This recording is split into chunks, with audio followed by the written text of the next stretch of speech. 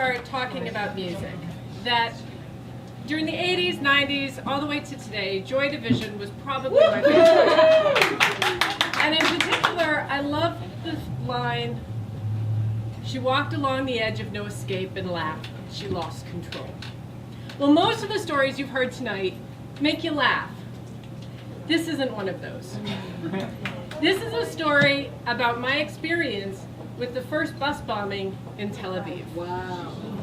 So, at the time, mid-90s, I lived in Jerusalem, and I felt safer than I have ever felt in my entire life, up until today.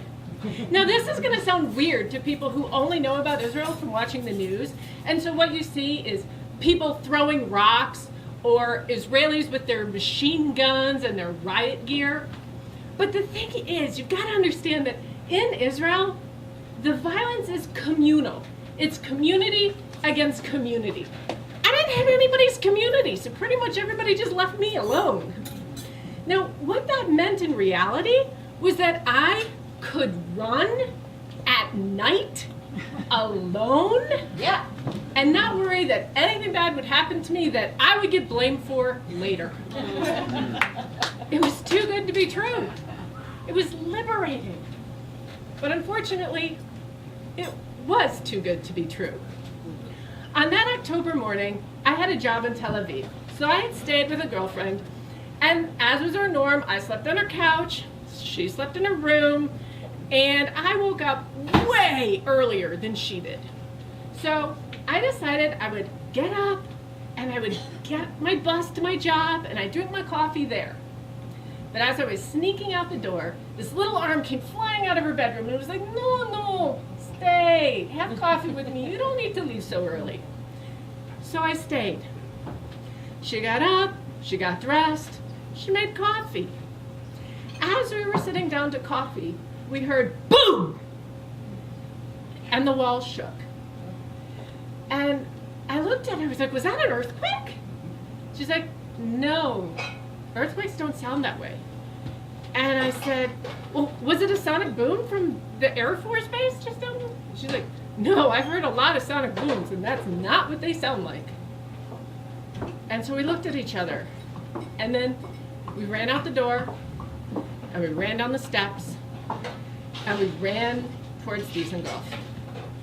By this time already, we could hear the sirens in the background and the screaming in the foreground. And as we turned the corner, I saw a scene out of Dante's Inferno Incarnate.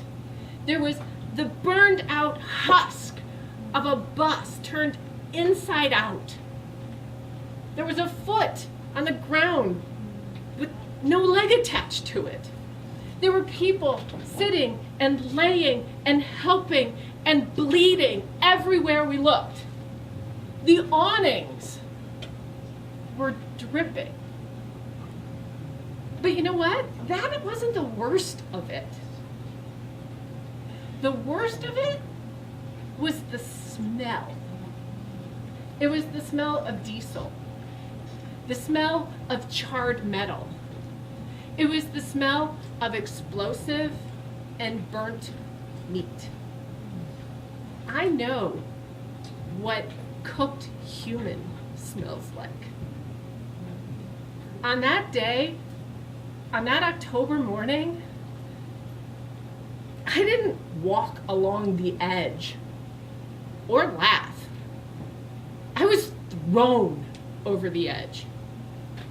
And I really hope to God none of you ever follow.